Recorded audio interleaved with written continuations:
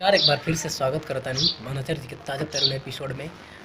और आज के एपिसोड में हम ही बताए वाला बानी कि आज देखिए बबी के तो तबीयत तनी खराब चलता है। पहले से दिशा पटेल की चेहरा थोड़ी सी उलझी सी है।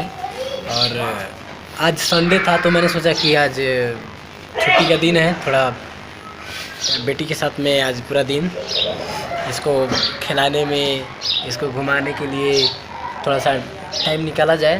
तो देख सकते हैं थोड़ा सा चेहरा इसका लौट गया है, दुबला पतली हो गई है। कि क्या हुआ है बबी, क्या हुआ है बताओ ज़रा,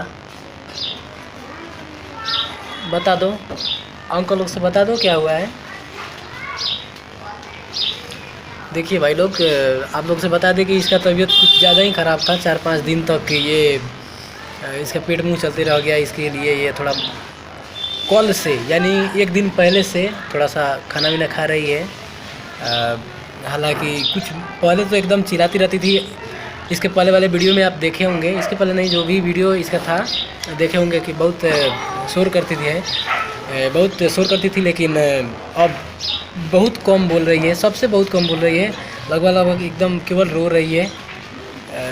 लेकिन अच्छा हो जाएगी, कल से थोड़ा खाना वाना खा रही है और ठीक हो जाएगी बहुत जल्द। फिर से इसका भी इंटरव्यू लेने वाले हैं। मैं भी इधर देखो ना, नहीं देखेगी।